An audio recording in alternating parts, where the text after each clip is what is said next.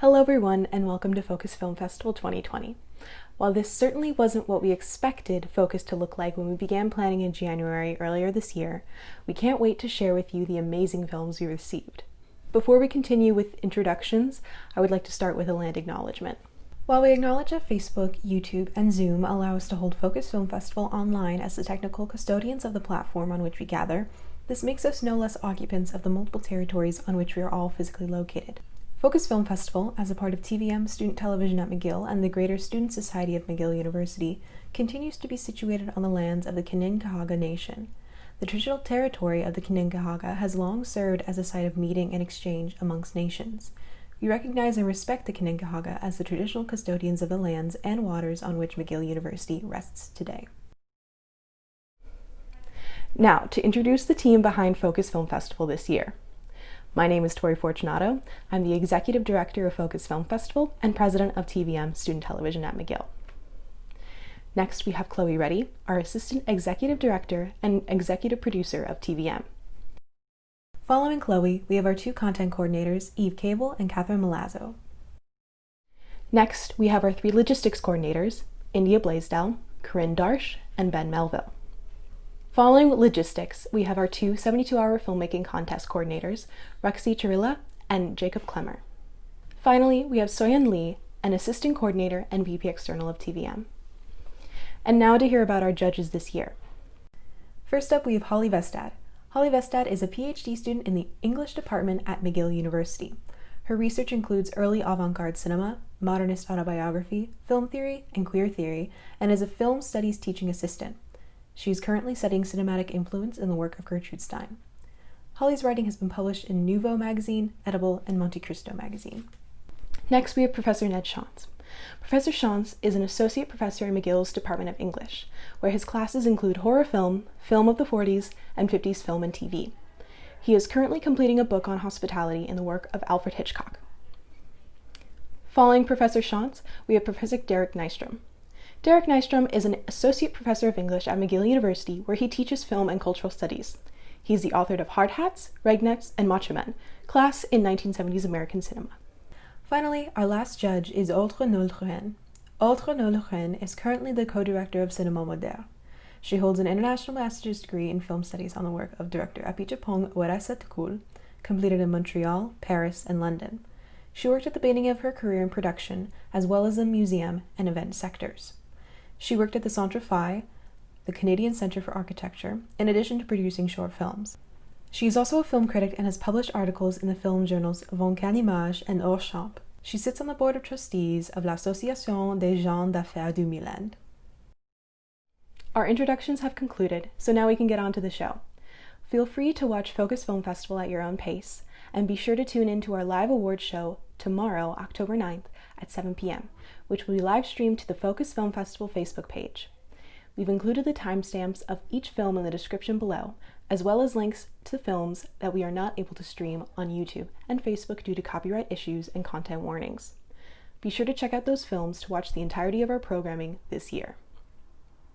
Now, I will pass it on over to Roxy to introduce the films of the 72-hour filmmaking contest. Hi everyone, my name is Roxy and I'll be introducing the 72-hour category.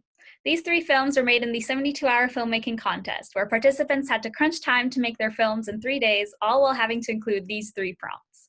Olive oil had to be included as a prop, they had to use the quote, "Don't touch that," and they had to incorporate the theme of gossip into their films. That being said, the films in this category are Untitled, produced by Anya Buksovitz, Andres Carbera Rux, Suri Wang, Georges Raffi, and Justin Vicablanc. Minor Transgressions, produced by Stephen Greenwood, Zarif Cotter, and Alexander Mackay. And We Are Not Separate Entities, But the Same, produced by Sequoia Kim. Enjoy the films!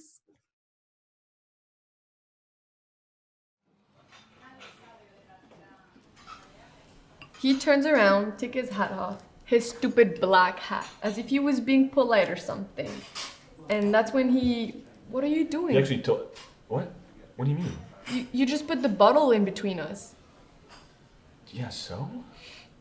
That ruins the whole thing, the kind of chemistry between us. Why? It's just a bottle. Yeah, but it symbolizes a lot more. When When someone likes you, or at least is interested in what you're saying, they're gonna put whatever stands in the middle on the side. Easier access. Say so. I don't say so. The rules of blocking say so. I didn't know you were the director. Are we doing something here or not? Do you want to make it believable? Yeah, of course. Then don't put the fucking bottle between us. Okay, got it. Ready?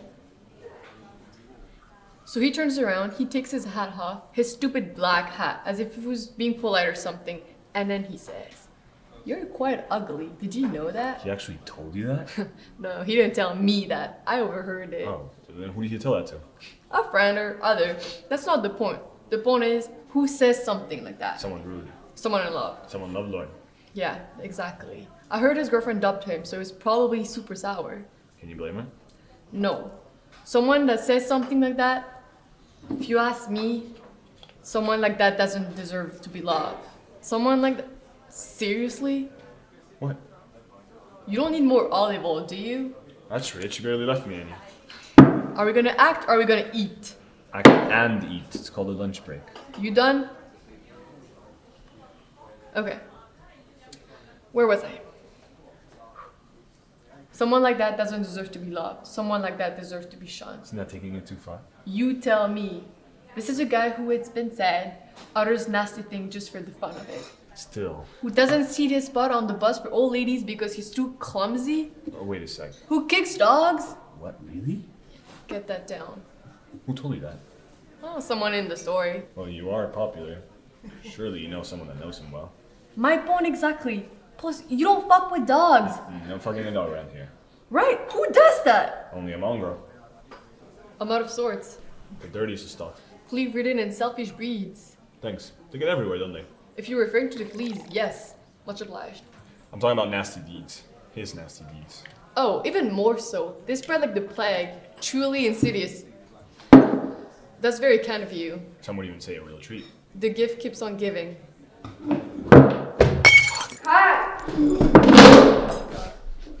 No, don't touch that. Just get out. Just get out. Get out. Oh my god, why'd you hire such a fuck up? Producer's choice. My hands are tied. Is it the son of someone? I don't think so. But a little birdie told me he's got a thing with the UPM. What? Last I heard, he was dating the executive. We finally have a reason to fire him. Finally, we won't need 10 takes per scene anymore. Wait, so how do you know? I saw them myself. Tell me you took a picture of them making out. Well, they weren't making out. What were they doing? They were just chatting, being friendly. Too friendly, if you ask me. Okay. But who's the little birdie then? What? Me? Oh. I was kidding. Okay. You weren't supposed to ask that. Even if we could fire him. He fits the role perfectly. Clumsy, dumb, rude. And a face only a mother could love. Or the UPM. Or the executive. The other ones are shit as well. Totally. This one, pompous. The other one, brainless. Yeah, why do you think they're like that? I mean, the pompous one I think has never been kissed before. That really makes someone bitter. As for Mr. Genius over there, Anna told me that his mother dropped him when he was a child. Makes perfect sense. Yup. Still, idiots or no idiots. Round two? We don't really have a choice, huh? Back to one! Alright guys, let's go.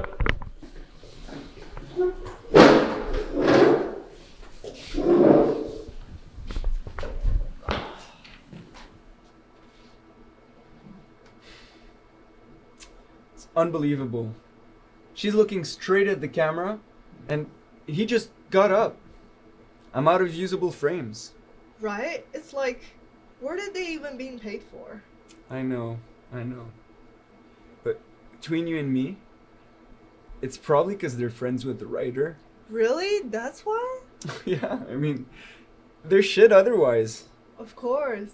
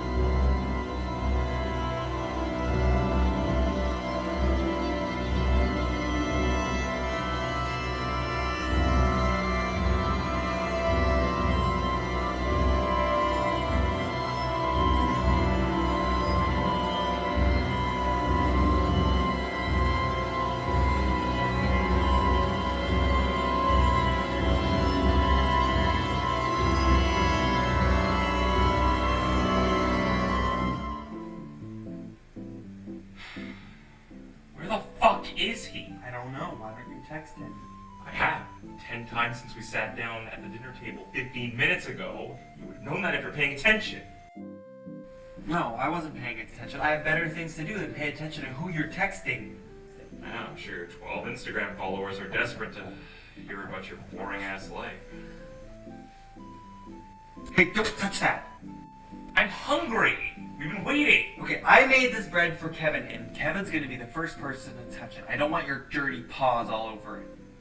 Hey, if you want some food, why don't you eat some of these little lettuce leaves, huh?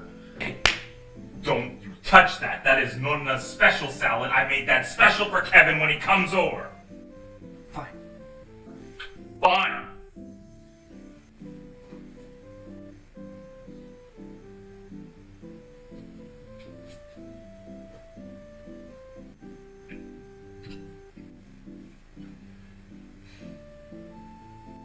You know, I don't even know what you still like about Kevin anyway. He's my best friend. Yeah, well, we know very well that you're the type to drop someone over some trivial bullshit. Okay, you know what? I would not call what happened trivial bullshit, okay? Yeah, that is a light word for betrayal. Yeah, you know, I would say what you did was a betrayal. I don't think it was really an appropriate response to what I Excuse said. me? You betrayed my trust. You went against the very sacred foundations of our friendship. You know, I barely even count what I did as a minor transgression. Minor transgression. Okay, you know what? This whole conversation thing was great and all, but I think I liked it better when we were just in an awkward silence. Yeah. Yes, yeah.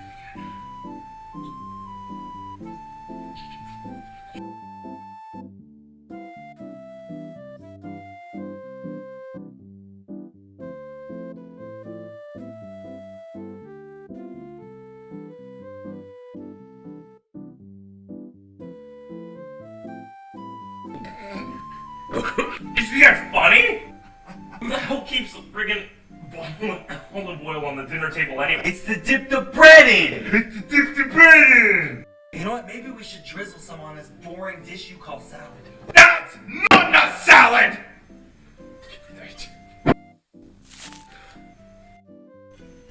Ow! Ow! What's that over there? What? Let's go!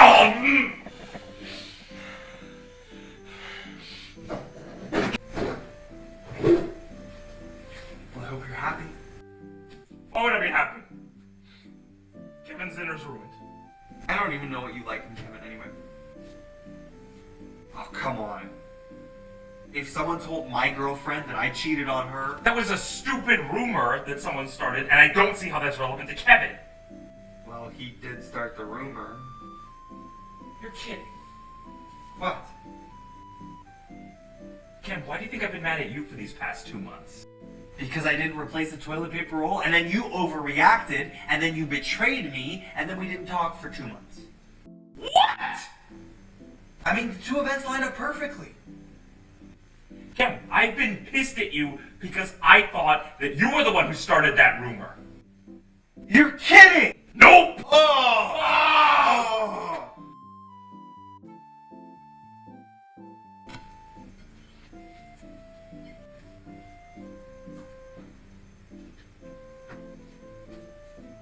You know, that still doesn't excuse what you did. Okay, it really wasn't that big a deal. Not even that big of a deal. I could have gotten fired. Fired, okay. You know, like you could have just bought another one on the way to work. I don't know what? Energy drink? So you're mad at me, right? Because I finished your energy drink and, you know... I'm referring to the time that you posted a video of me drunk on YouTube. I what? Yeah. Did you know that I called in sick that morning? And then my boss saw that I was really just hungover and not sick. You know, I got in so much shit. Ken, I couldn't have posted the video. I'm clearly in the background of it. I'm doing a body shot of Kyle. I mean, I was just as mad when Kevin posted that video. Wait, so you're saying that Kevin is the person that did both of these terrible things to us? So we've been mad at each other when it was Kevin. And on the salad.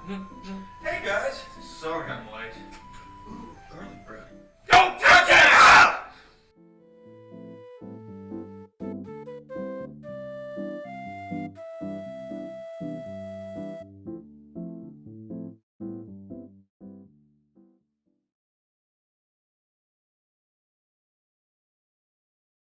Imagine being thrown into the ocean, drowning. They threw me small slips of paper. The paper folded in on themselves, dissipating, waterlogged. It was a form of drowning itself. They threw me pieces of little metal. I was choking on the water as they sank to the bottom. They died peacefully there. They drowned me in their sea of greed. Their sanity became their currency as it became scarce and slipped through their hands, waterlogged. It was a form of drowning itself. They threw me in. The plastic slips weren't much help either. They just floated up. Power corrupts. Power corrupts. Of little metal. It was a form of drowning. They're blocking the tin cans. The ants are mad and confused. The tunnel's blocked. They're scared. Puzzled, maybe. The trains are slowing and stopping. It must be shocking when all they've ever seen is trains in motion. But what would they do if the railroad snaked right through the side of the townhouses? They'd probably think differently then. It must be shocking when all they've ever seen is trains in motion. It must be shocking. What would they do if they snaked right through the side of the townhouses? They'd probably think differently. People are trying to get everyone's attention. For driving All the sheep in the world are turning their heads trying to get everyone's attention. You have eyes and a mind to look ahead. Heads when the grass goes dry. All the people. You have eyes and a mind to look ahead, so why aren't you doing it? Why aren't you fucking doing it? But look at this liquid gold. How beautiful our eyes see very far away.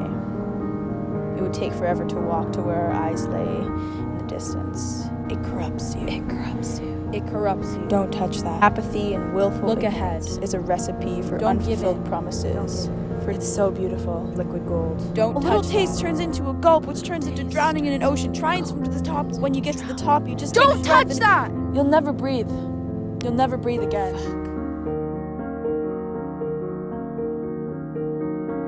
Look at what you've done. Look at what we've done. I dare you to look at the world we've created.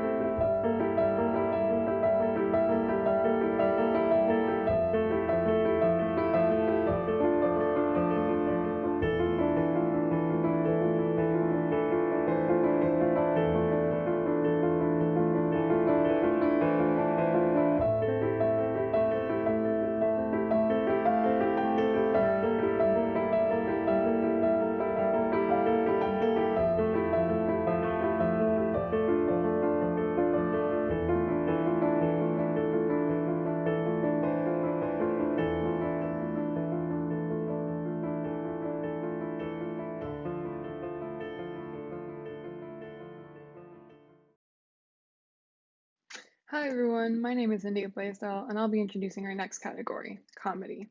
First up, we have 10-Second Bits, a collection of short comedy sketches produced by Hannah Conglass and Chloe Reddy. Next, we have 104 Days of Summer Vacation, a story of a young boy at the end of the summer by Anya Buksowicz. Finally, we have McGill for Samosas, a tribute to samosa sales at McGill, produced by Tori Fortunato, Eddie Kai, and Maria Jimenez. Hope you enjoy!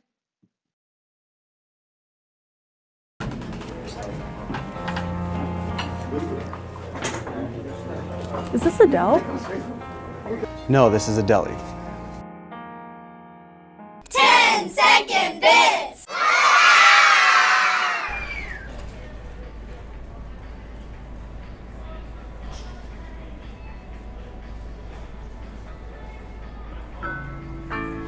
Jerry, clean up on aisle 9.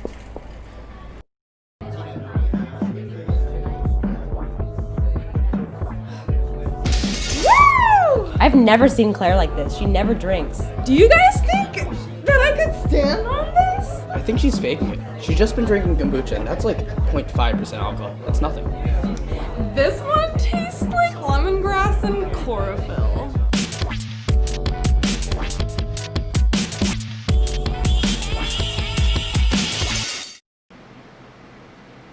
So what's your thing? What are you like into?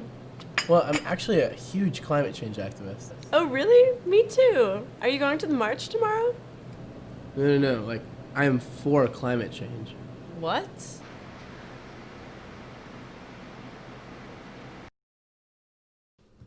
Wow, Jerry, this is such a lovely evening. It sure is, Carrie.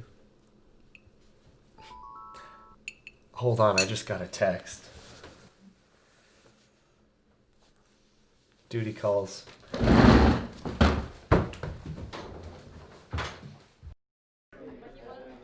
This has been a great meeting. Thanks so much for taking the time.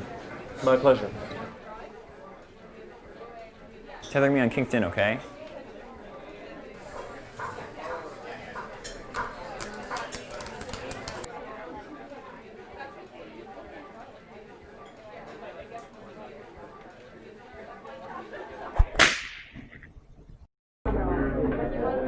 I don't know, I just don't know about international imports, you know? Like, what about the domestic ones? So here's my thing about the government. I'm positive that the Pacific Ocean was man-made. Like, there's no way something could be that big. As a woman, I don't want equal pay. I don't want to pay more taxes. And that's why Italians should get 2 votes. Do you, Carrie, take Jerry to be a beloved spouse? I do. And do you, Jerry, take Carrie to be your beloved spouse? I Clean up on aisle 12. Hey guys, I'm ordering pizza. Be sure to put the right address in this time. Everybody should say their address at the same time, and Janine has to guess which one's right. 4570 Julien, Montreal, Quebec. Push! Push! It's almost out! Ah! Come on, Carrie, you're almost there. It's a girl! Congratulations. Wow, she's beautiful. Jerry, do you want to hold your child? Of course, Carrie. Jerry, clean up on aisle 3.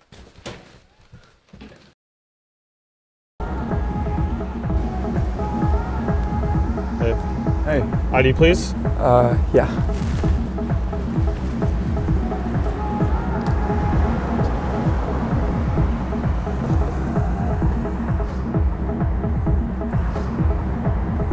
You're good.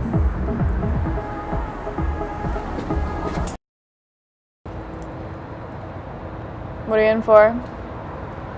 Tax fraud? Don't you mean tax fraud? No.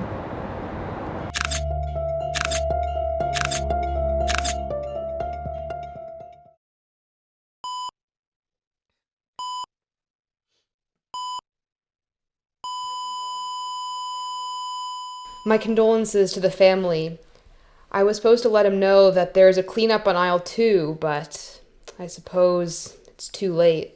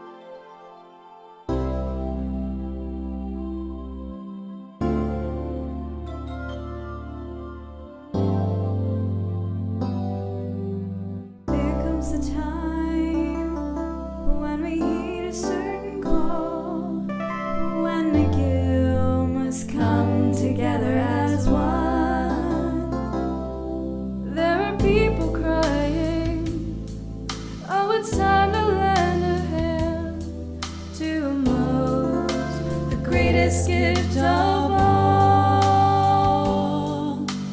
We can't go on pretending day by day that someone somewhere will soon make a change.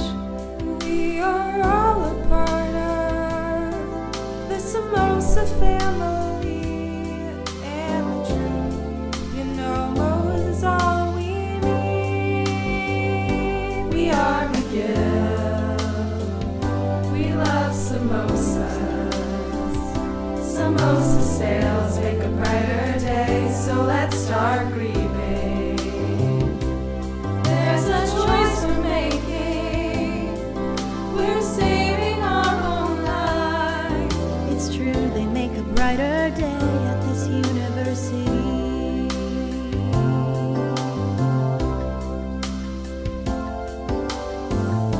We don't care that samosas are cold. We don't care that they're served on newspapers. In fact, we love that! Don't take our samosas away, Mr. Food Inspectors. supposed to do now? Make my own lunch? Think about the children. 3 for 2 and all for 1.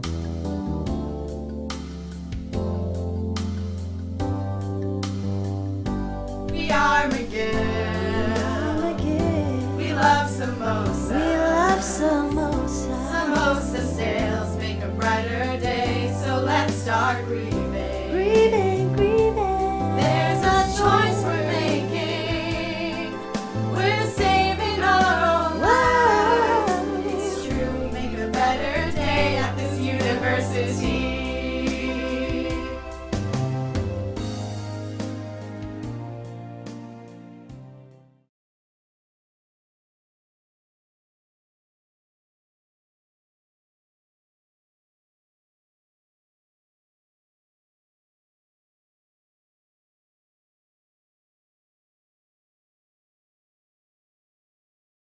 Hi everyone, my name is Corinne. I'm part of the logistics team for Focus, and I'm here to present the documentary category. This year's films covered a range of subjects from citywide events to more intimate conversations with fascinating subjects. The films in this category are Montreal's Table Episode 2, Barley by Sophia Masson-Raidboard, The Story Behind OAP by Callum Sheedy, Climate Strike 2019 by Sydney Hacker, Heng Jiang, Max Kupperman, and Justin Vicablanc, Marjolaine by Guillaume Carrel and Justin Vicablanc, and Rachel Grenon Céramiste by Maxime Grenon Decoy. Please enjoy.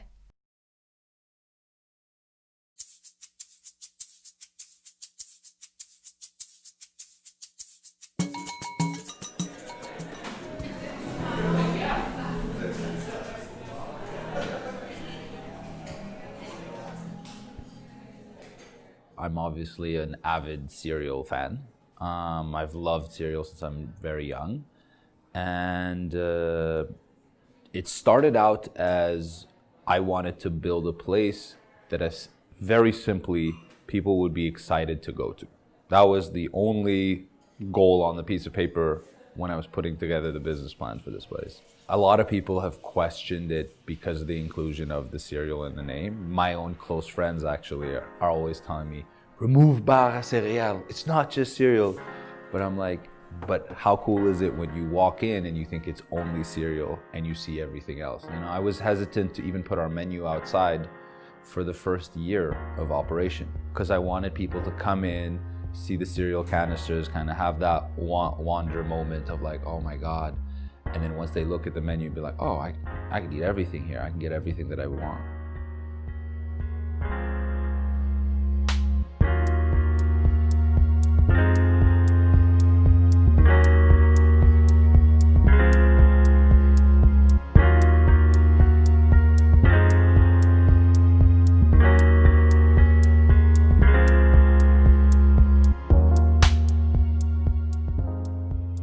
I wanted a name that kind of felt old.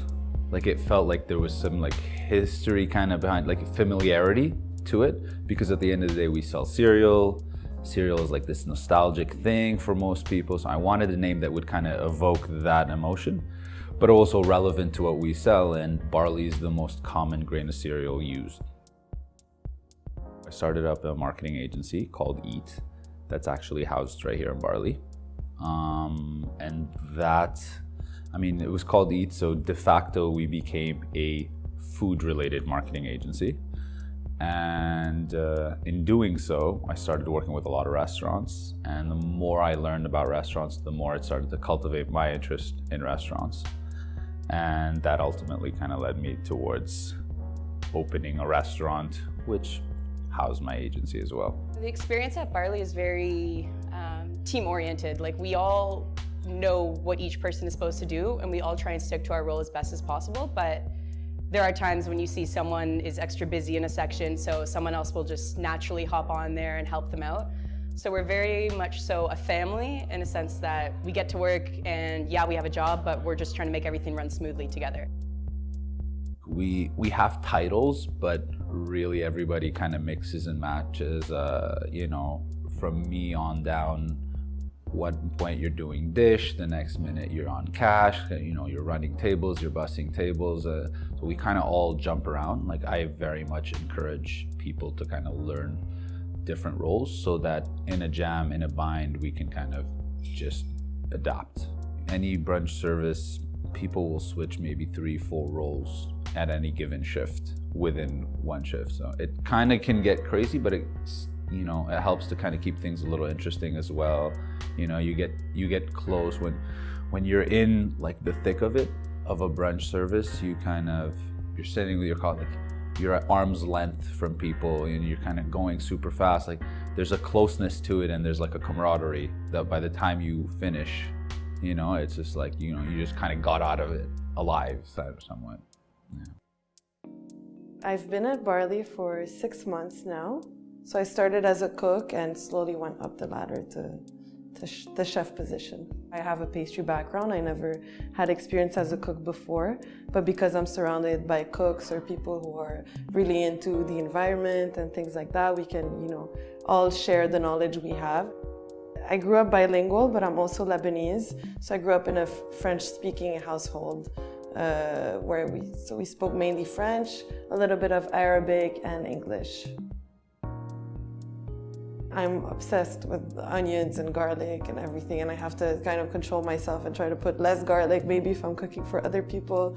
Or I really like to share information about the spices that we use, and I'm really happy that here at Barley we get to use za'atar and sumac and, you know, all those spices, and we even have like a typical Lebanese breakfast that I would call it, the halloumi plate. My favorite dish is definitely the halloumi plate, just because it makes me feel like back home. I don't eat that dish much here, but when I go to Lebanon to see my family, I would eat a lot of it, maybe too much of it. The halloumi plate is, we first start off by putting, you know, a big spoon of labneh with olive oil and dried mint on top, and then we'll add a soft-boiled egg, a warm pita bread with za'atar and olive oil. So we grill the halloum with butter, so it becomes like extra crisp on top, and then we add cucumbers, tomatoes with sumac on top, and olives. So I don't know if I said olives already, but we are always trying to improve the recipes and make them better. Like the waffle recipe used to be a bit different, and we added green onions in it. The halloumi plate used to not have olives and mint leaves, and I was like, we have to have olives. You can't have a Lebanese breakfast without having fresh mint leaves. We're always, you know, always open for new ideas, always trying to improve our dishes and always trying new things. I also really like the matcha pancake. I think it's a really original dish. It's very colorful. People like it a lot. And you know, we use a hibiscus syrup on it, which people kind of forget sometimes because we can't see it, but you get the aroma of the hibiscus when you eat those pancakes. And so we have a white chocolate sauce that we make in-house with the hibiscus syrup that we also make. So it would be like a big stack of matcha pancakes with a lot of chocolate sauce, hibiscus syrup, and we top it off with blueberries and strawberries. And we also add some maple flakes for a crunch. The most popular dish, I would say, are the two toasts that we have, the chlorophyll and the cherry wood. People are obsessed with avocado toast, and I think they're right because avocado is amazing. So the chlorophyll would be guacamole on toast with feta cheese, za'atar, again, the Lebanese spice that we use, with some cherry tomatoes, and we add sprouts on top. Very simple, but great. And then we have the cherry wood, which I'm really proud of because we have our in-house beet hummus that I make and I'm obsessed with making. So we roast some beets, some onions, some garlic, and we make the hummus, and then we add that hummus on top of the toast. We add some sliced avocado on top, goat cheese, and some radishes and sumac on top with a drizzle of olive oil. I think that one is my favorite toast, definitely. So we always try to have like a good balance between like nice presentation but also good flavor. That's a really important thing for me, to make sure that yes, a plate looks nice, but it also has to taste good. Because for me, it's like way more important than looks, but like the flavor is important. A lot of people come for the photos. They see photos on Instagram and they come for the photos. What we do on social media is a reflection of kind of what I would like to do for a lot of the businesses that I do work with. Ultimately, I'm in a situation where I can use Barley as kind of a playground to showcase what the agency can do. And I can get the best photographers to come in and shoot our content, but to me, real organic content that's coming from our customers is always going to be better. I'm sure that when they leave, they want to come back for the taste, not for the photos. People get to come and try, you know, a different brunch, not your typical, you know, eggs and bacon and potatoes, which I also really love. But I think it's great that people still come back also for these dishes that are atypical, I would say. I really like the fact that we have our suppliers so close, so we can just pass by the market also and see, you know, what's fresh, what's new, and whatnot. We're so close to most of our suppliers. Like, we really strive to kind of get the restaurants supplied from within the neighborhood, whether it's Atwater Market, whether it's the bakeries. We really want to kind of pull everything locally. Nowadays, especially in Montreal, there's so many people that are aware about, you know, the environment and how to be, you know, more conscious about what we eat. Like, obviously not everything is vegetarian, but we try to make most of the dishes vegetarian. And I think that's what really attracts people. Also, most of the food is pretty healthy. You know, we have chia bowls, smoothie bowls, even our waffle is pretty healthy because it's, you know, made with sweet potatoes and there's no sugar in them. You can show that we can make creative dishes without them being like plain and just like vegetables or just something like that, and have something interesting but also healthy, also vegetarian, and also different. So what have we done to kind of help sustain the environment and kind of be a little bit more green and reducing our carbon footprint? We definitely do more. Our generation now, like our age and, you know, people graduating from university, everyone knows climate change is a huge deal, and you know, we're all trying to find little ways to implement changes in our lives. There's so many different ways you can do that, but just by showing that a restaurant itself, one of the hardest things to make eco-friendly is doing it, and we're doing it all together. Everyone's involved. A lot of the people on our team are studying environmental issues. We're setting up a compost system in the back. That will be going into the soil that we get from that will be going into our plants that we have inside the restaurant. We're also going to be putting herbs outside for the summer, so we're going to have really nutrient-rich soil for the herbs. Another thing we're going to try and do is to take every bit of a fruit, every bit of a vegetable, and use it for as many different things as possible. So one of the things we're considering right now is inventing a new smoothie bowl that has the nutrients that every avocado has, but only by using the pit. So we're going to dehydrate the pits and then grind them down really finely and add that to the smoothies. So you're getting the nutritional benefits, but we're also saving on waste. We're not throwing out all those pits. We have a food truck that we're transforming into a barley, fresh food, smoothie bowls, power bowls, health forward food. My goal is to make it as sustainable as possible. To make it eco-friendly, we're using all compostable utensils. We're using local foods, fresh foods. We are just down the street from the market, so we are fortunate enough to get stuff literally hand delivered to us by foot and everything. Why not help the planet a little more by doing these little steps that creates a big change in the end? So, I mean, why not? It's a positive message to get out, and I think it's a good role model for the restaurants that are on the street and stuff like that. So, it's a creative class in Montreal. Like, everyone's always looking to. There's a huge amount of startups here. There's huge amounts of people, typically just out of university, you know, fresh mind, creative, like ready to help, ready to get their hands on anything. And the best part about that is that everyone in that area is very passionate and very community oriented, like looking to help each other, looking to partner, looking to team together. Yeah.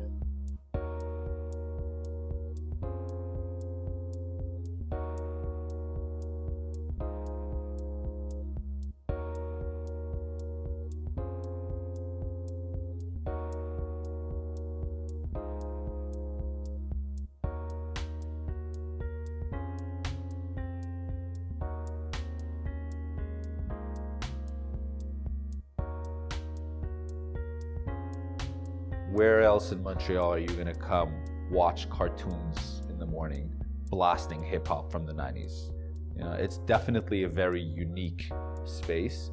And I feel like it can, you just one look at the crowd on the weekend, you'll see how diverse it is. You know, you'll see grandparents sitting here, the next table, some new parents with, you know, babies, and then some teenagers, and then some university students studying. It's very, very, very diverse, and I feel like there is something for everyone.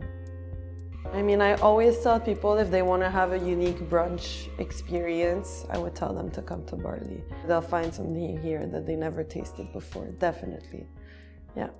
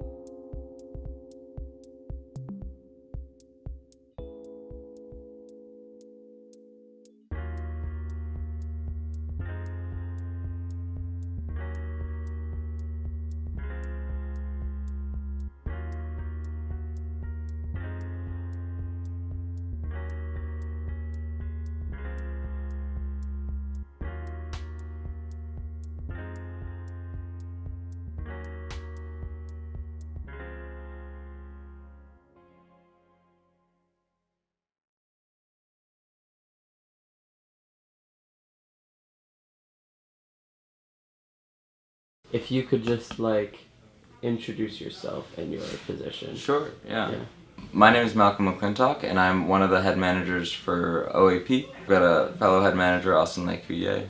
I've been one of the managers for 3 years now. I was head manager last year as well. So today's Thursday. Would you say it's like today would probably is going to be the busiest day? I think today may be our biggest day yet.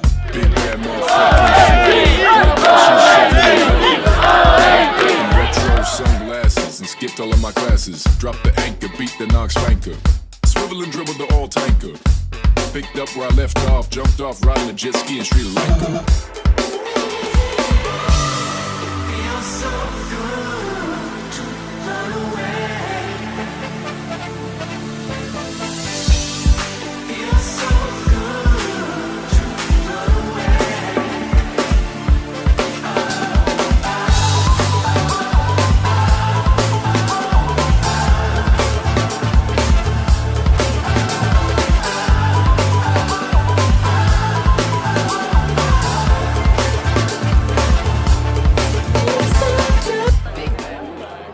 I'm getting interviewed, Liz. You could tell us, what is OAP? It's basically this open air concept of a pub. It's like a big family reunion, I find. It is a time for students, whether you're in classes, whether you're a frosh leader, to just cut loose, listen to some great music. It's a really great chance to sort of reconnect with all the people you haven't seen for a couple months over the summer, to have cheap beers, eat good burgers, and just have a great time. The best place on earth. Do you have like a kind of like a brief history of OAP? Yeah.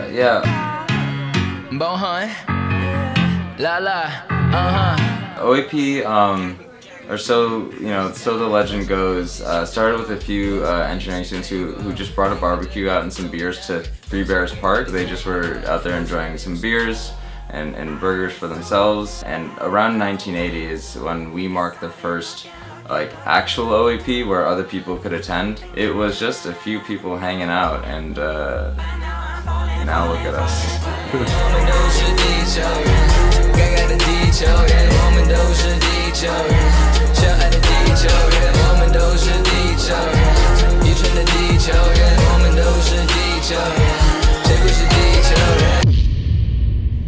You've been waiting in line. I've been waiting here in line for 2 hours. Over 2 hours. 2 hours? An hour, right? More than an hour. More than an hour. 2.5 hours. An hour and a half. 3 hours.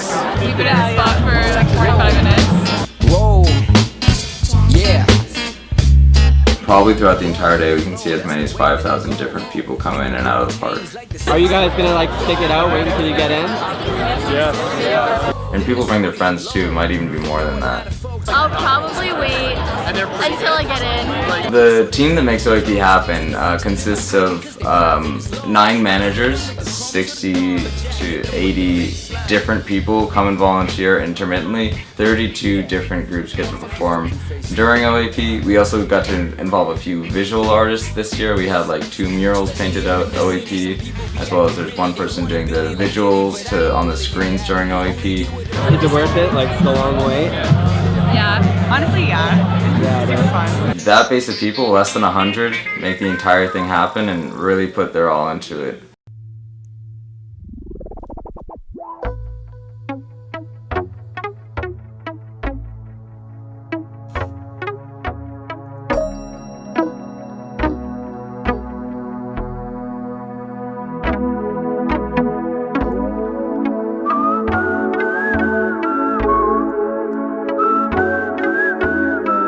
The best part of OAP is all the people just having a good time. It's been a slice. You only get 3 great loves in your life, and if one of them's at OAP, then I think that it's worth it. The most fun I have generally ever had. Because everyone's here to just have a good time. I think OAP is the best place on earth because, you know, good beers, good friends, you're outdoors with the sun, no worries yet, and just hang the fuck out.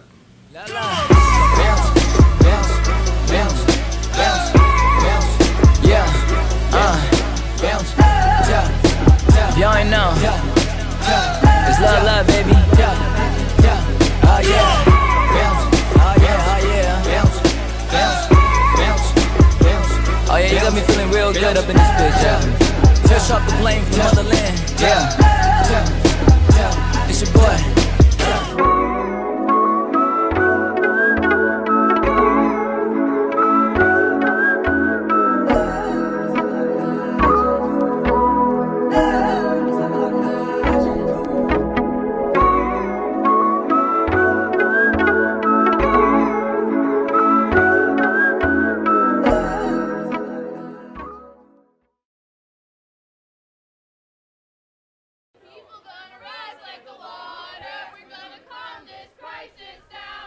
Over the last 2 centuries, humans have consumed their way to glory and produced millions of tons of waste in the process. As a result, the seas are rising, the oceans are becoming acidic, the air is becoming toxic, natural disasters are becoming stronger and more frequent, the forests are on fire, the crops are dying, the birds are dying, the bees are dying, and it's all happening faster the longer we wait. The future of humanity is at stake. Yet, governments and world leaders have struggled to act. Although every person on Earth stands to be affected by climate change, some will be more hurt than others. Poor people, racial and ethnic minority groups, people in the global south, and the young. And because the young will be affected, they're fighting back. In March 2019, hundreds of thousands of students worldwide walked out of class and protested on the streets. In September 2019, they did so again, this time in the millions. Although media attention has centered on teenage activist Greta Thunberg, who inspired the walkouts, hundreds of organizations had to come together to make the walkouts possible. Why these tactics? Why now? We sat down with organizers from Climate Justice Action McGill to discuss. Climate Justice Action McGill, or CJAM, started as a branch of the organization La Planète s'invite à l'université. They continue to view themselves as part of a much larger whole. And I think if you kind of put that strike into the greater perspective of the global climate strike, our role within that was kind of just answering the call to strike, and kind of getting McGill students rallied up about it. We also sat down with Chris Barrington Lee, a professor of environment and economics at McGill. In contrast with CJAM, Professor Barrington Lee takes an exclusively wide view. He sees climate change as a principally economic problem due to his background. When I was hired by McGill, my primary focus was on human well-being. So I study happiness. Why did the School of Environment hire me?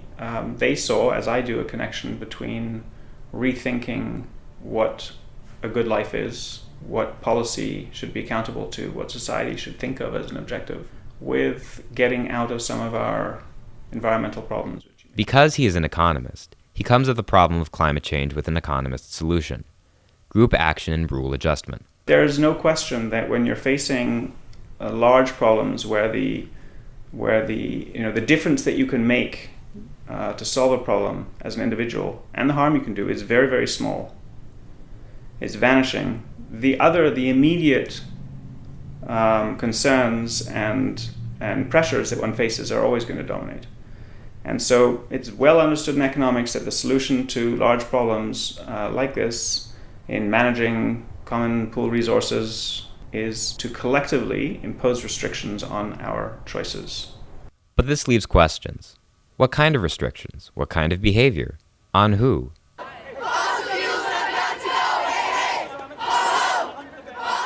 Not all collective action is created equal. Because climate change affects everyone, different strains of environmentalism exist. CJAM advocates for climate justice, which calls for climate action that considers socioeconomic status. But there are other paths with less of a focus on justice, such as liberal capitalist environmentalism, primitivism, even eco-fascism. As such, CJAM is not shy about critiquing the wider climate activism movement. The environmentalist movement has historically been a movement without thinking about environmental and climate justice, and that leads to problems like, for example, national parks being created where indigenous people have been living for generations and generations, and they're kicked out in the name of conservation, or companies like Hydro-Quebec, which are giving us renewable clean energy, but then they are harming the environment around like northern communities. After the September 27th strike, there were a lot of reports by Indigenous people about the racism that they experienced at the protest. And so currently, like, the climate movement is not inclusive. Like, we need to do a better job of centering and providing space for Indigenous people to speak. They make up 5% of the population, but protect 80% of the world's biodiversity.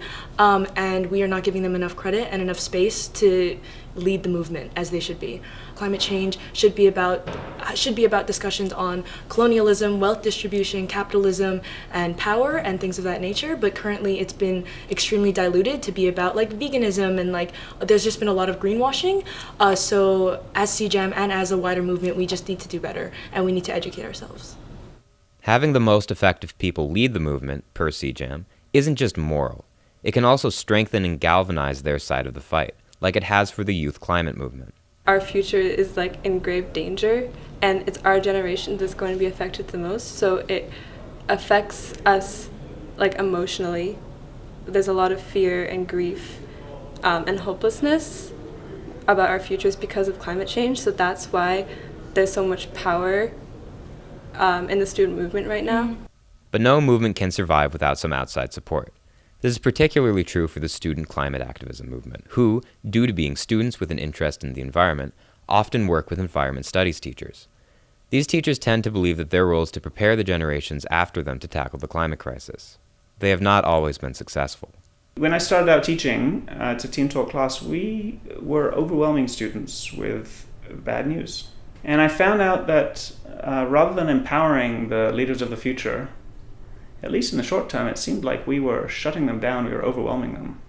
Their sheer negativity also led students to have disdainful attitudes towards other people in human society at large, a tendency Professor Barrington Lee now pushes against.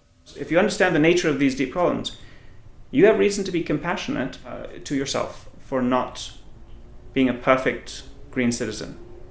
Because in fact, everything's aligned against you for doing that. You cannot possibly internalize all of the effects that you're having, which are actually the fault of incentives that we have set up badly. You should have compassion for society. Society is not stupid. Society is not evil. Society is not making bad decisions. In fact, societies don't make decisions. Instead, we are caught in a trap. And this, all parties agree, is the purpose of the climate strike: to disrupt society and break the trap. You know, this march is on a weekend, it's on a weekday. Why is taking off in the middle of our normal lives significant? And I think disruption is relevant to the climate problem, and possibly even disruption of our market-oriented work lives. I think a lot of what the climate justice movement is disrupting the normal cycle of things so that things are forced to change. This land is not for profit. That's bullshit. Get off it. This land is not for profit.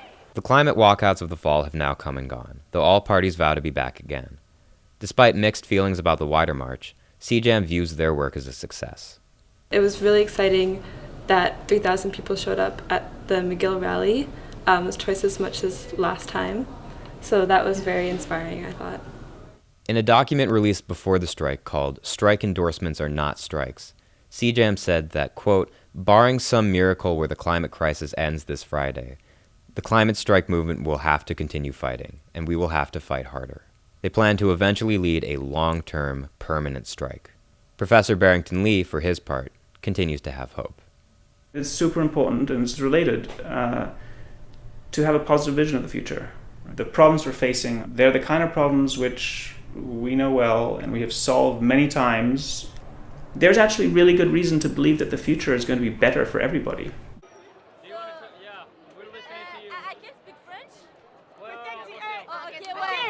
One, two, three! Vive la planète! One, two, three! Vive la planète! One, two, three! Vive la planète! Hey, one, two, three! Merci. Ne polluez pas. Faut pas polluer dans la terre. Attendez, monsieur, par ici.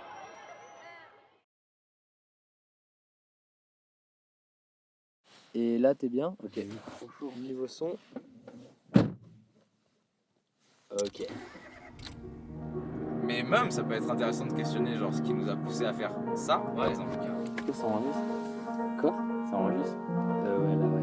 Parce qu'on faut à ça, mais aller chercher l'authenticité, en fait, tu vois. Essayer de narrer son discours le mieux qu'on puisse, quoi. Le côté des premières fois. Il y a plein de choses qui viennent à notre esprit. Mais justement, c'est ça qui est intéressant, parce que nous, on se fantasme un peu toute la vie qu'elle a, tu vois. Ouais. Peut-être qu'elle va pas chasser l'ours avec le couteau. Non, une vidéo, une voix. Une vidéo, une voix. Très épurée, tu vois ce que je veux dire? J'aime beaucoup l'idée de portrait.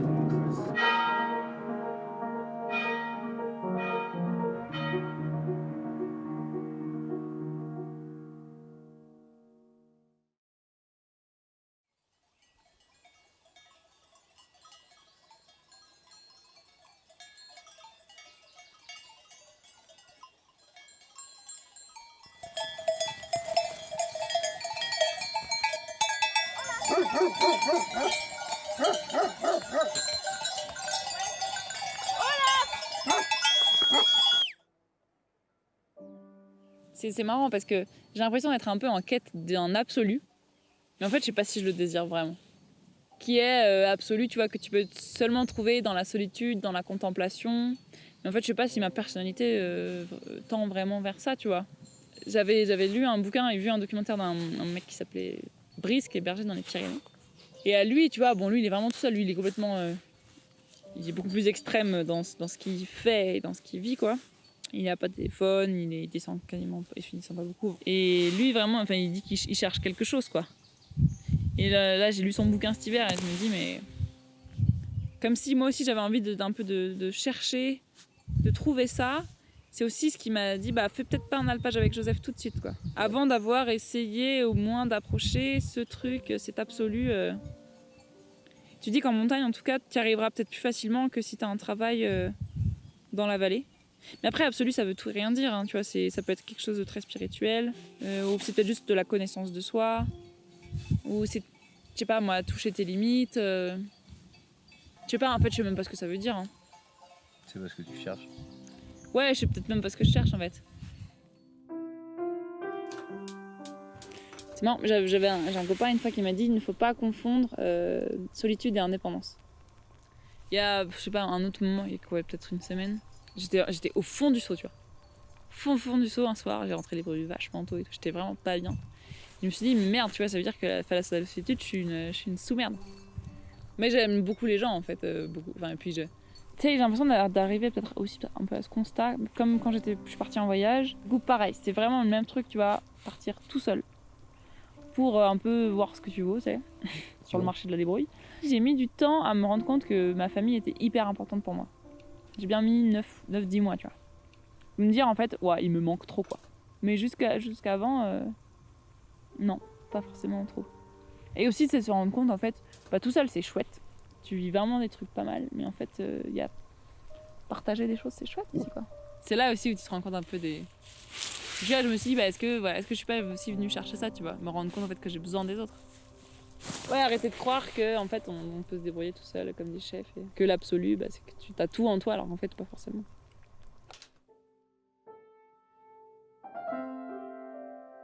Je sais pas si ça va trop le faire cette fois-ci. Mais par exemple, là, quand je descendais de Chartreuse, bah, c'est vrai que t'arrives en ville, il y a beaucoup de monde d'un coup. Tu te sens un peu oppressé. T'as l'impression d'être un peu en décalage aussi. Parce qu'en fait, ce que tu vis en haut, tu sais bien que c'est pas normal. Parce que moi, ce que j'aime beaucoup avec l'alpage, c'est que c'est une manière de voyager en travaillant et en restant dans sa région, quoi. Parce que tu peux vivre des expériences un peu ouf, juste là, juste en prenant, enfin, entre guillemets, un peu de hauteur, mais vraiment géographiquement parlant, quoi.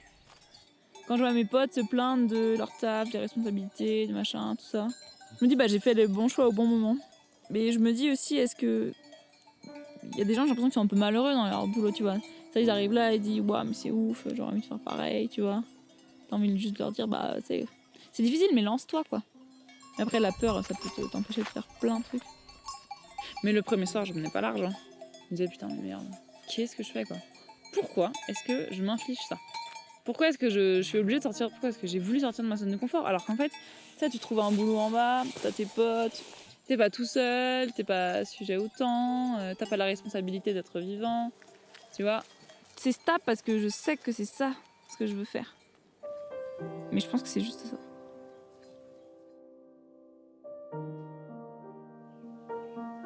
J'ai l'impression que c'est en accord avec peut-être ce que je suis vraiment. Tu vois, c'est ça. C'est une vie simple, sans fioriture. Sans, par exemple, enfin même si j'ai quand même pas fort et tout. Mais tu te dis, des trucs bêtes, hein, mais je me sape comme je veux.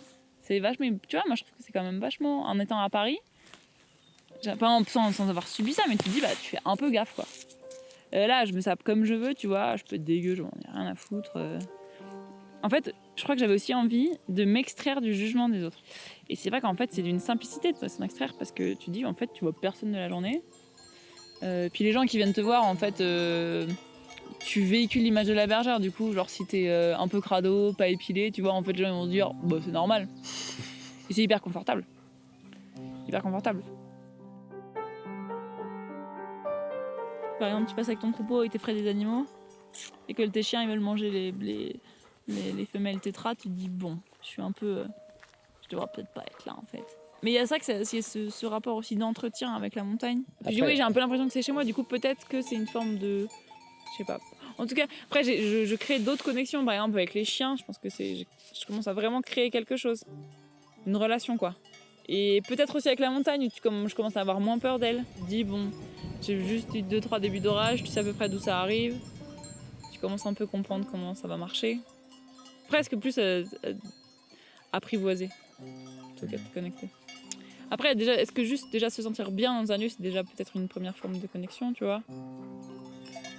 Je suis pas croyante, mais j'ai quand même quelque chose qui m'anime un petit peu à l'intérieur, tu vois. Okay. Ouais. Tu un nom là-dessus Enfin, je dirais c'est un peu bateau, mais tu vois, genre juste la vie. Des fois, la vie, elle t'envoie des signes, elle te fait rencontrer des gens. Des fois, t'as des hasards heureux. Plutôt ce genre de choses, tu vois. Que comme si, soit, des fois, on était un peu aidés. Enfin, je sais pas. Je me dis, des fois, il y a des trucs tellement fous qui se passent. C'est pas possible que... tu vois, c'est pas possible. C'est pas possible. C'est pas possible.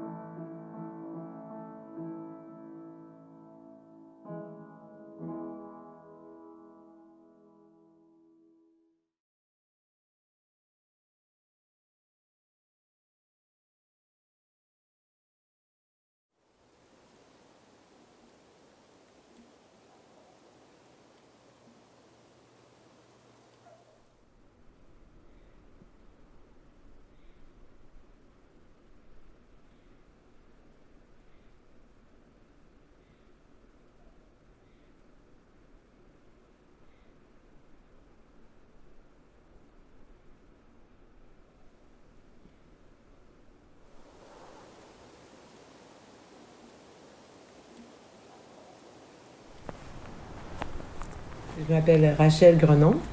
J'ai grandi au Saguenay et je suis une artiste céramiste. Je pense qu'on ne devient pas artiste, on est artiste.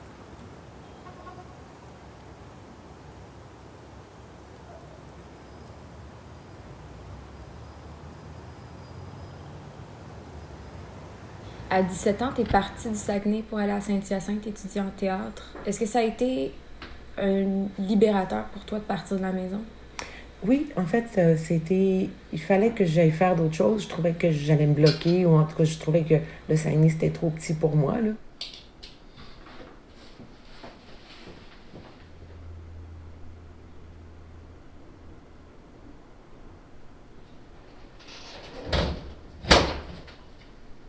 Ma mère était quand même quelqu'un qui savait voir les talents des gens, de ses enfants. Puis Rachel, c'était l'artiste, tu comprends? Puis dans notre famille, c'était faites ce que vous voulez faire en autant que vous êtes heureux.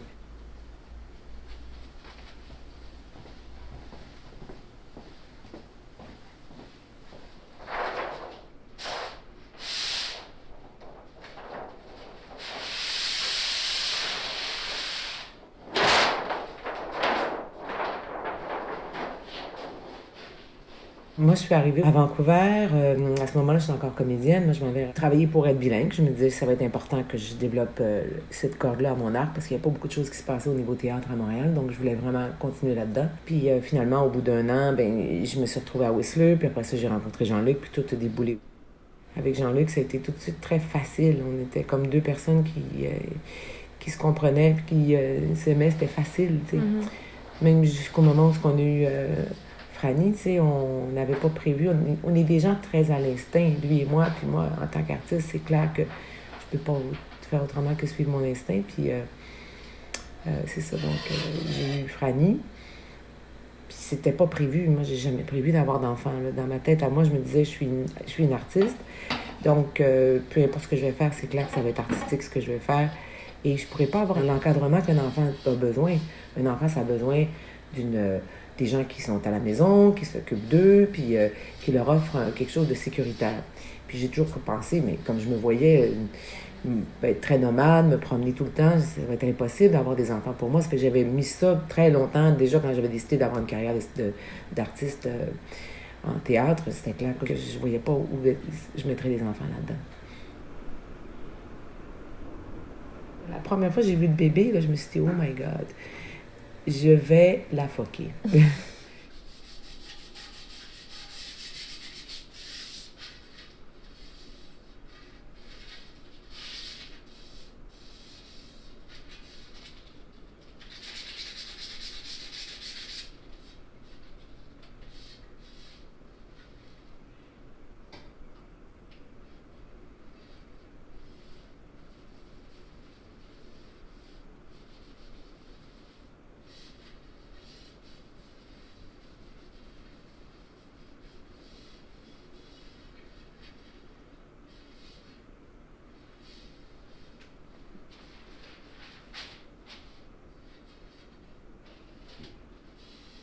Dans cette maison-là, ton atelier était dans le sous-sol. Mm-hmm. Alors, tu travaillais de la maison. Alors, j'ai choisi finalement un travail qui allait me demander d'être à la maison ou d'être près de vous. Puis j'avais trouvé que le fait que ce soit de la céramique que je fasse, que je pourrais faire un objet, que je pourrais travailler de la maison. Et que ça part de là. Donc, Rouville, la maison qu'on avait avec l'atelier à la maison, c'était pour moi le monde idéal pour être une mère artiste, entrepreneur, puis qui partait de la maison.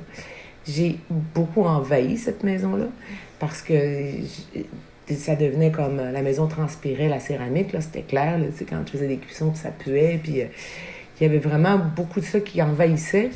Mais moi, je prenais que le positif de ça parce que je voyais que pour venir de l'école, j'étais dans la maison.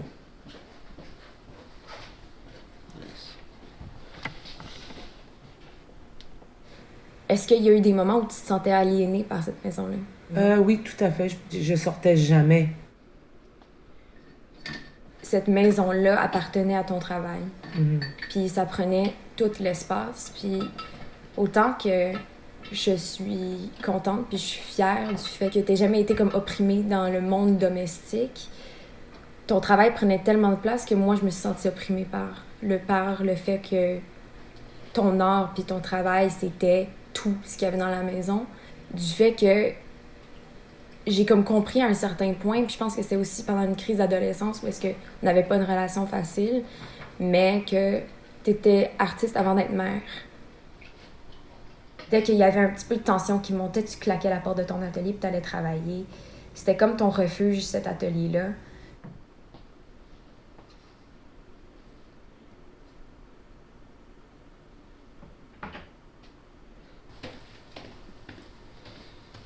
On voudrait réaliser, être une bonne mère, être une bonne carriériste aussi, mais ça me fait de la peine parce que j'aurais voulu être une mère parfaite aussi, mais je prends sur moi parce que je m'étais déjà dit dès la naissance qu'il y avait quelque chose qui allait pas aller. Mais je m'en veux de t'avoir mis dans cette position-là parce que je comprends de plus en plus que c'est une position impossible pour les femmes.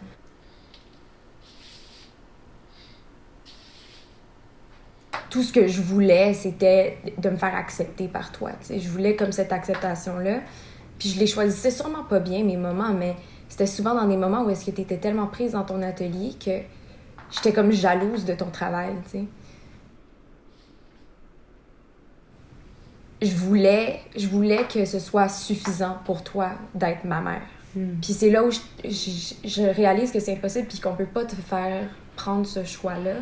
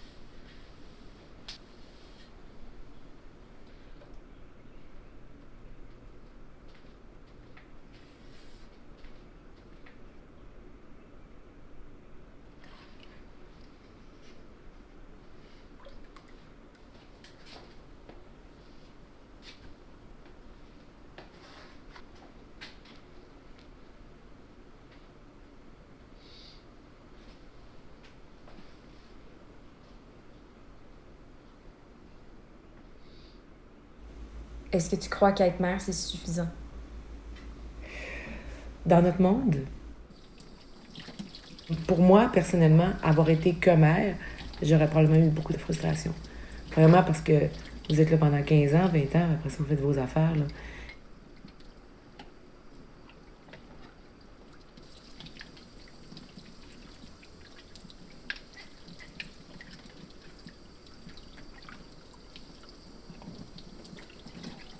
On devient pas artiste, c'est pas un choix qu'on fait de devenir artiste. Je pense que... Mais c'est un choix que j'ai fait par contre de devenir mère, ça, je l'ai choisi.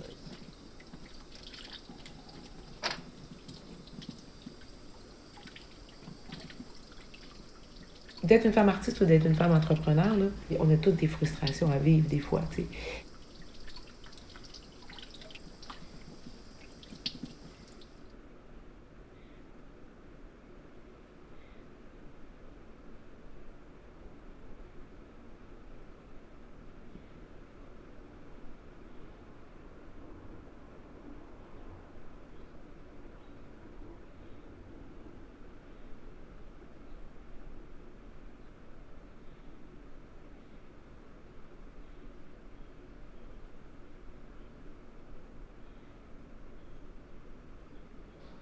Ton art, puis le fait que t'es une artiste, puis que j'ai été élevée par une artiste, ça me forge en tant que personne.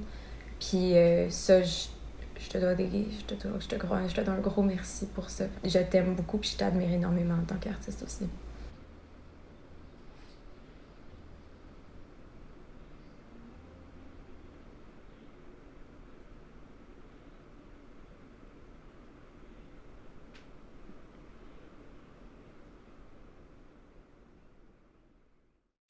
Hi everyone, my name's Catherine and I'm introducing the films in our experimental category.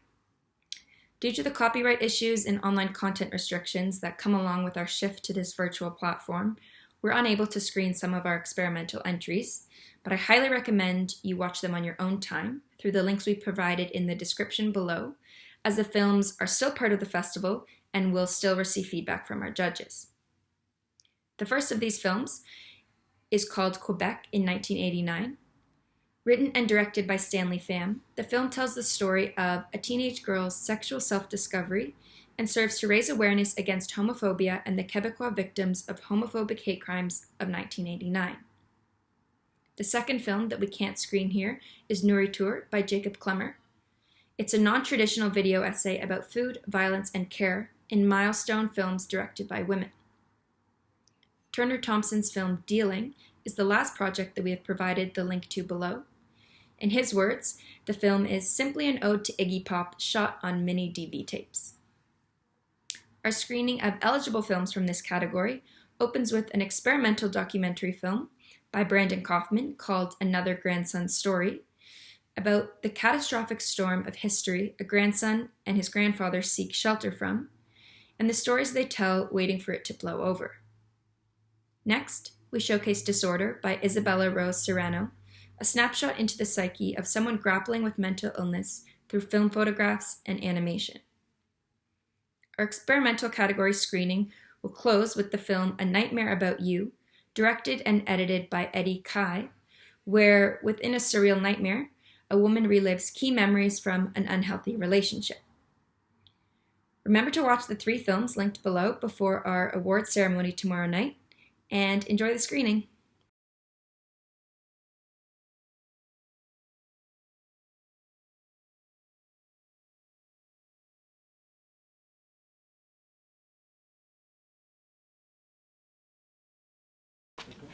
You remember you introduced, my name is Martin Baranek.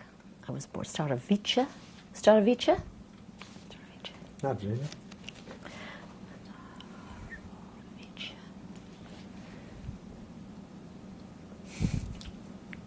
Stand by.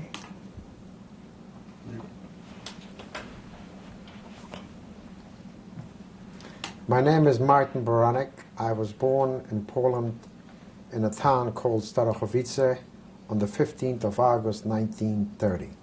How many people were there in your immediate family? Look, we can look up Chandler too. Look, Baranek. Ben Sion. Moshe. Yeah. Chasko. That's my brother. Yeah.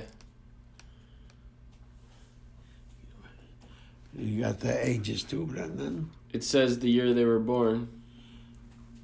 I say murdered. Baranek Ben Sion, Starachowice, murdered. Baranek Moshe, Starachowice, murdered. Haskell, 1932. It's true, murder. My hands, I think right here. Brandon, my hands are shaky. Shaky? Is that new? Is that new? Just recently. You're nervous, maybe.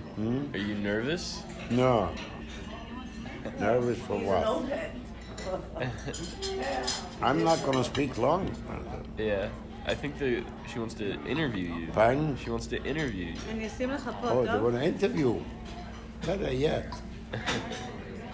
It's nothing Southwest would bring back any bad memories or anything because it's I get enough of them, believe me. I have a dream. And I wake up and say, hey, relax. It's only a dream. And I go down, have a glass of milk and go back to sleep. And you know what? I continue with it. Okay, don't talk about it. I want to hear about this dream. I don't know what I dream.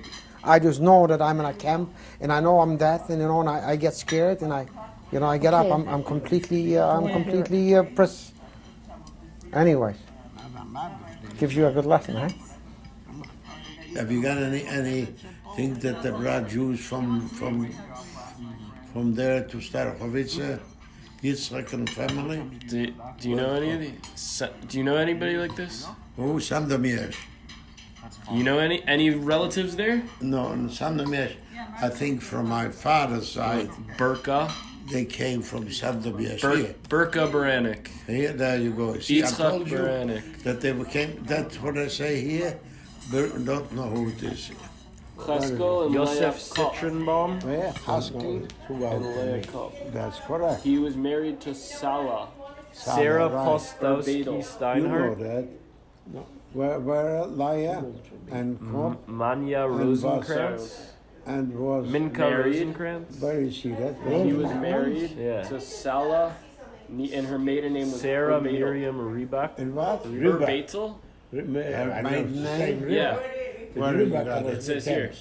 If you give me the hint, I'll find It it. starts with a U. Where is it? Urbatel. On the internet? Urbatel. What does Yeah. it say then next? I see, It I says told you. Pinchas I'll Lieberman. remember her maiden name. Urbatel. Yeah. Look, you can look up anybody here from Vierzhman. Is there anybody you want to look up and you can find out? Is there anybody you want to Sarah look up? Think. Broadbecker. Rodbeck. I don't know where. You show me where. Tell me, you can I look won't up. have to bother you. No, you're not bothering me. Who do you What want to look names up? you Any want? from Vierzhman? Avraham Moshe Do you, Minkowski. that you want to know the Can you put on Moshe Minkowski? Just for Yeah. fun. Sure, he was in our house on Wembley, but he remember? Davidovich. He did very good in Israel. He had a garage. That's my book. Yeah. I want to see. It says so he had a garage. Yeah. No, it just says he wrote. He Rice. wrote. All these people wrote about Vierzhman. Yeah, him I remember. Because whatever Ida takes you 5 Bialik. minutes, it'll take me 60. At a Rosenberg. Moshe Weintraub. Bronya Davidovich. Oh, yeah, that's my mother's sister-in-law. Mirla She was Spag. born in Look. 1915. Look. Eliza Kopp. To say goodbye. Goodbye. I'll never speak to you again. He said that to And you? I thank you for your friendship. I was there. I heard. What? When did this happen? 2 months ago, right? What do you reply to that? What did you reply to him? But can you reply to them? You What just can you say, apply to them? All the best. What shall I tell him? Have a safe trip? What shall I tell him? No, we wish you. Jeez. Oh my god. No, what would you tell a guy like that? No, that's what I'm wondering. What do you say? What I do you say have a reply? safe trip. No, we said, good luck. Martin sends his condolences. He couldn't attend, Martin. He wasn't up to it this morning. And I represented both of us. Now we're old. Yeah. And Brendan, you know. We he were had to young. tell us That's this true. way. We were young. Yeah. We got married. I was 23, Yeah. and your Bobby was 17. Probably so. She was killed in Treblinka. No, look, she was killed in. It says Auschwitz. No, she never went to Auschwitz. It says. It says Auschwitz. Maybe somebody else. No. I told you, Pilsudskaya. Yeah, look, gas chamber in Auschwitz in 1942. The daughter, the son, Yeah. was killed in Treblinka. But Moshe Spagat's wife was in Treblinka. No, Who else? but Moshe Spag. This is Moshe Spagat's mom, I think. Mother. In Auschwitz, she was killed. In Auschwitz could be that train went to Auschwitz, right? Yeah. But the father, Yeah. you know what happened to the father? What? One son of a bitch, an Ukrainian, they were marching him up to the camp, and then he decided he wants to. They should jog, run, and he had a bag on his. He was 40 years old. Yeah. His name was Leibu Spagat. He was shot on October 27, 1942 by an Ukrainian soldier. He could not keep up running from the selection to the camp. Wednesday, April 12, 1995. Survivor is Martin Baranek. Martin Baranek, B-A-R-A-N-E-K. And Martin, when were you born? I was born August the 15th, 1930. And what city and country? I was born in Poland in a town called, at the time it was Wierzbnik. Remember, you introduced, my name is Martin Baranek. I was born Starovice. Starovice? Not really.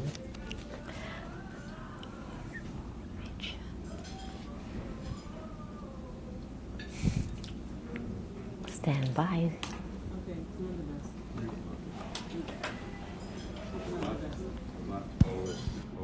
This is not good. Brendan, a little. But why not to request a new one and have someone say, "Oh, bet if you Well, and David before.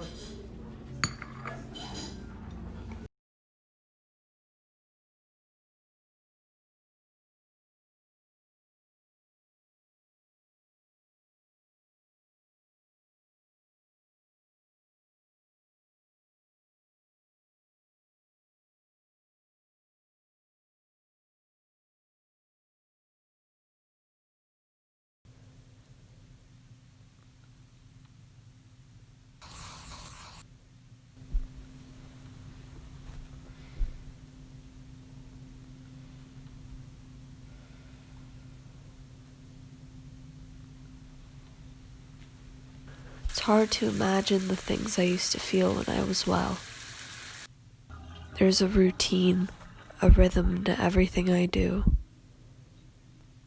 It's almost as if I'm in this never-ending loop.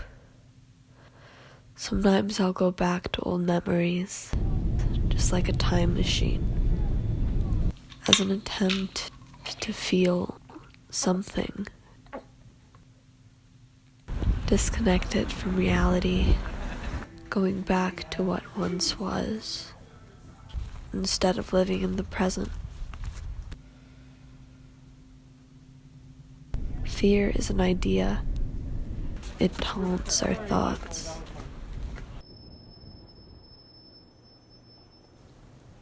I am constantly stuck in the past when all I want to do is move forward. But my brain is in a constant loop. Treatments help, but they take time.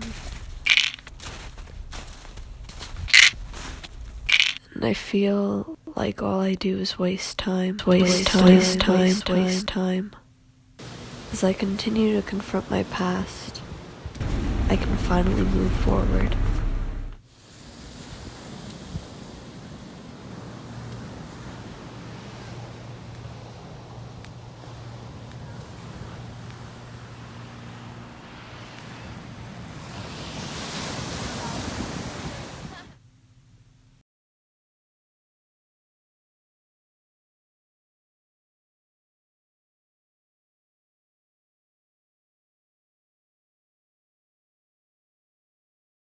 No, you're not. No, you're not.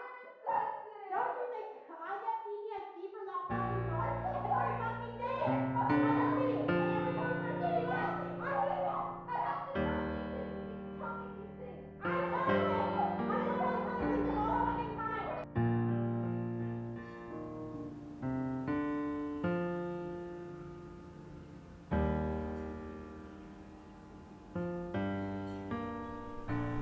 You still haven't answered my question. Do you?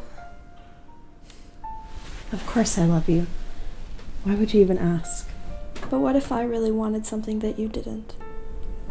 I'll do whatever makes you happy. I want a dog. Accept that.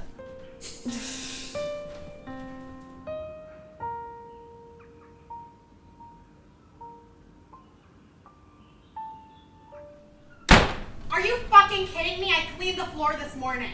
He's a dog, Victoria. Give him a break. Listen, if we're going to live with this thing, we have to train it, which means you have to be responsible for once. Fuck you!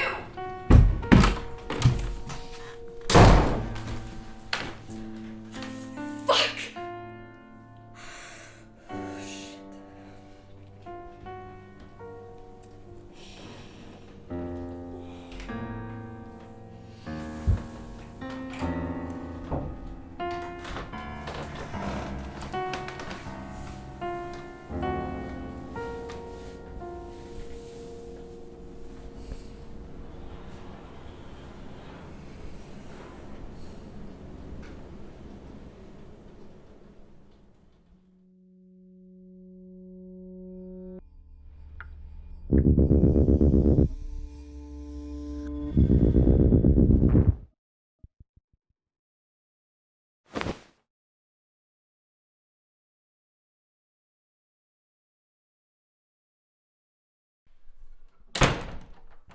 Should I be crying? I mean, he was technically my stepdad, so I guess I should be crying. But he was just so... You know how he is. Was. Sasha and I went to see our mom yesterday, and she is a mess. She was just sitting there, not even moving. But he was so terrible to her. I'm glad he's gone. I'm losing it. Fuck. What's wrong with me?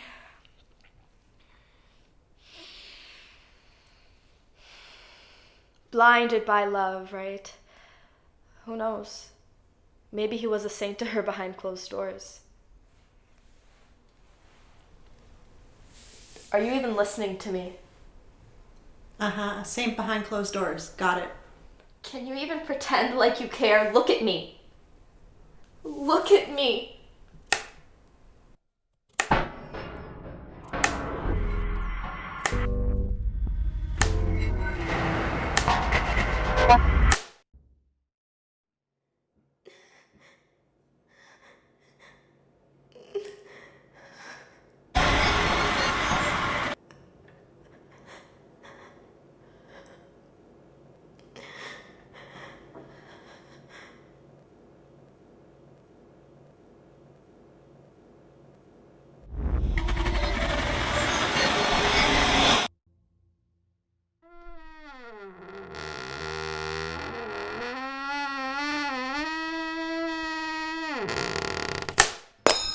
Sorry. Oh, come on, I barely touched you. Wait, what's this? I'm going out. No. What do you mean, no? I stay home all day cooking your food, taking care of your disgusting dog, and what I deserve is someone who acknowledges all the shit I do for her. It's my brother. And it doesn't matter. You're staying here tonight.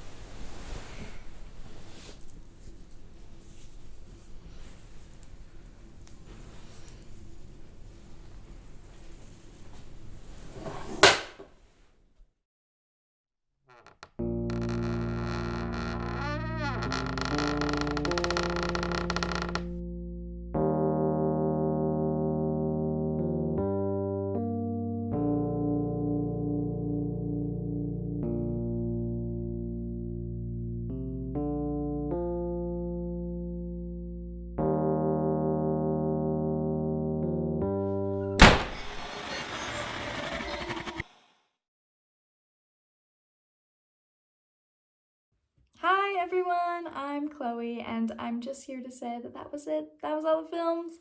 And thank you so much for tuning in and watching with us tonight or whatever time you guys are watching.